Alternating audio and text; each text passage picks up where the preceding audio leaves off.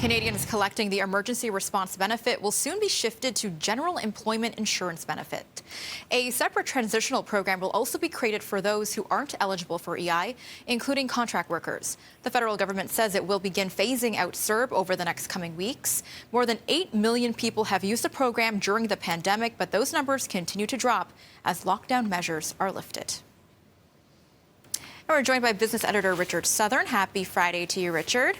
Yeah, happy Friday. Here we are. We've made it. Long weekend. Long weekend. And it appears our economy is slowly bouncing back as more Canadians return to work. Yeah, I mean, it's finally kind of a good or at least better economic story to report. I haven't had many of those recently, Melissa, but indeed, we got the GDP numbers for May in. This is, the economic output measure.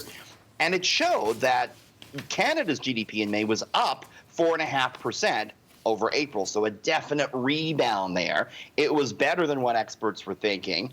However, our economy still 15% below pre-pandemic levels in February. And indeed, the Bank of Canada has warned that the comeback economically may lose steam after the initial burst of the economic reopening, which, is kind of what we're seeing here in Toronto today.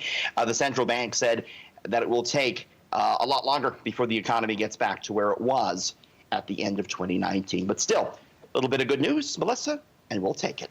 Perfect. And we're seeing some encouraging numbers here, but news isn't so good for Air Canada. Boy, I tell you, continuing to fly through an awful storm. Air Canada opened up its books today. Let us take a look at what happened in the second quarter. And nothing good happened because we didn't see a lot of that. We didn't see a lot of planes taking off. Air Canada, Melissa, posted a $1.7 billion loss for the 3 months. Revenues plummeted 89%. Air Canada said it's losing $20 million a day.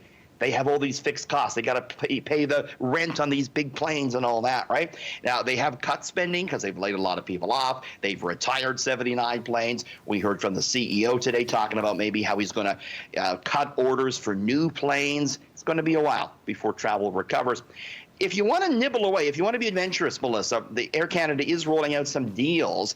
I was looking at Toronto to Tokyo round trip for less than $600. Wow. The only catch is Japan doesn't let in Canadians just yet for non-essential reasons, but you may catch a deal here at some point in the future if you want to travel. So maybe worth the search. And we've heard the saying, more money, more problems, but how about more sleep, more money? Can you explain this one to me, Richard?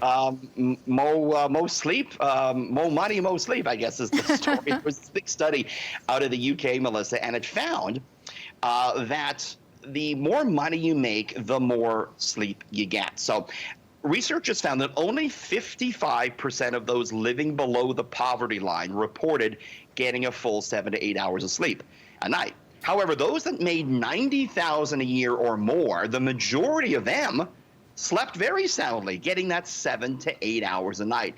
Now, experts suggest that those sleeping less are perhaps working longer shifts or working multiple jobs, whereas those with more money not only have maybe a little less stress, but have quieter homes, bigger homes, and are therefore able to get a few more Z's at night.